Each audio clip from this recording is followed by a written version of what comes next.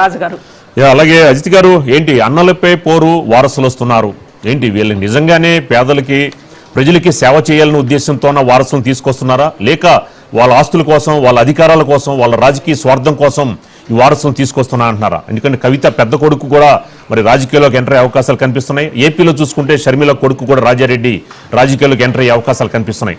కానీ మరి ప్రజలు వీళ్ళని స్వాగతిస్తారంటారా? ఎస్, అంటే ఒకటి జనరల్గా రాజకీయ కుటుంబాల్లోనో లేదంటే ఈ నెపోటిజానికి సంబంధించి వన్స్ వాళ్ళు ఫీల్డ్లోకి రావడం సులభంగా ఉంటుంది. కానీ రాజుగారు దాన్ని అంటే తమ లెగసీని నిలబెట్టుకోవడం కానీ లేదంటే ఖచ్చితంగా ప్రజలు ఆదరించాలన్నా ఖచ్చితంగా వాళ్ళ పర్ఫార్మెన్స్ ఉంటుంది, లెగసీని నిలబెట్టుకోవాల్సిన అవసరం ఉంటుంది. ఏది కూడా సులభం కాదు. అయితే ఇక్కడ చాలా విచిత్రమైన విషయాలు కనిపిస్తున్నాయి రాజుగారు. అటు ముఖ్యంగా మనకి వైఎస్ఆర్సీపీకి సంబంధించి గతంలో షర్మిల తన అన్న మీద విభేదించి ఇక్కడ తెలంగాణ వచ్చి పార్టీ పెట్టుకొని ఆ తర్వాత దాన్ని మళ్ళీ కూడా కాంగ్రెస్లో కలిపేసి దానికి ముందే పాదయాత్ర చేసి ఇలా రకరకాలుగా చూసాము. అయితే చాలా రోజుల వరకు కూడా ఇది ఆస్తికి సంబంధించిన విభేదాలు అనేది ఎవరికి కూడా తెలియదు.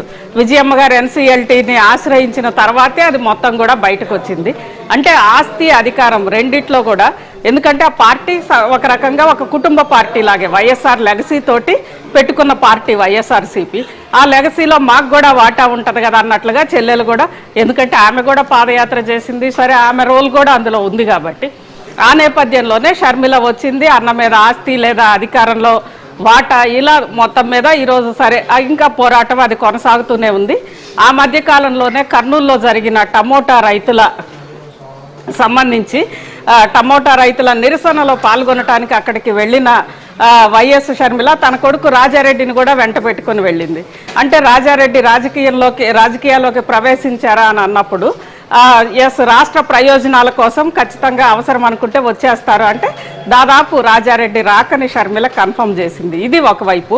అయితే ఈరోజు బీసీ ధర్నాలో ఒక విచిత్రమైన పరిణామం కనిపించింది. ముఖ్యంగా కల్వకుంట్ల కవిత మరో వారం రోజుల్లో ఆమె పాదయాత్ర కూడా ప్రారంభం కాబోతోంది. అదేవిధంగా జాగృతి పేరుతోటి మొత్తం కూడా యాక్టివిటీస్ చేస్తోంది. అందులో ఎక్కడ తన తండ్రి పేరు లేకుండా, అంటే తండ్రి ఉండగానే ఆమె మొత్తం మీద అందులో జరుగుతున్న అంశాలకు సంబంధించి విభేదించి బయటకు వచ్చింది. అందులో కూడా ముఖ్యంగా అధికారం అండ్ ఆర్థికం ఈ రెండు కూడా ముడిపడి ఉన్నాయి అని అనేది అందరూ కూడా, ఎందుకంటే ఆ కుటుంబానికి సంబంధించిన ఆర్థిక లావాదేవీల్లో కొన్ని ఆరోపణల కారణంగా ఆమె శిక్ష అనుభవించారు, అంటే జైల్లో ఉండాల్సి వచ్చింది.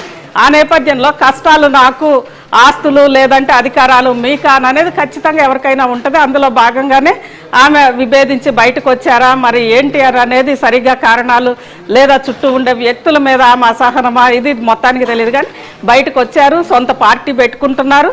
పార్టీ పేరు అధికారికంగా ప్రకటించకపోయినప్పటికీ సొంత జెండా, సొంత ఎజెండా అన్నీ కూడా అన్నిటితోటి కవిత ముందుకు వస్తుంది. అయితే దీని వెనక ఈరోజు ముఖ్యంగా బీసీ ధర్నాలో చూస్తే తన కుమారుడు ఆదిత్యను కూడా తీసుకొచ్చి ఆ ధర్నాలో కూర్చున్నారు. దాని మీద ప్రశ్నించినప్పుడు ఆమె చెప్పడం సామాజిక ఉద్యమాలు కానీ లేదా సామాజిక రాజకీయాల్లో సామాజిక సేవలో వీటిల్లోకి రావాలనుకున్నప్పుడు ముందు ఇంటి నుంచి స్టార్ట్ కావాలి, అందుకే నా కుమారుడు వచ్చారు అని చెప్పింది. అంటే దాదాపు తన కుమారుడిని తన బాటలో ఆమె తీసుకురాబోతోంది. కవిత సొంత పార్టీ పెట్టుకుంటుంది. ఆ పార్టీకి సంబంధించి దాని ఫ్యూచర్ భవిష్యత్తును కూడా ఆమె ముందు ఇప్పటి నుంచే ట్రైనింగ్ ఇస్తున్నారని అనేది కనిపిస్తోంది. రాజు రైట్, థ్యాంక్ యూ అజిత్ గారు. సో నెక్స్ట్ టాపిక్ చూసుకుంటే దూకమంటే దూకుతాం, వైసీపీని జీరో చేశాం. మొత్తానికి ఎవరు అనుకుంటున్నారా? పిఠాపురం వర్మ గురించి ఏదైతే మంత్రి నారాయణ గారు మాట్లాడుతూ కూడా ఆయన మాట్లాడిన ఆడియో ఒకటి బయటికి లీక్ అవడం, ఏదైతే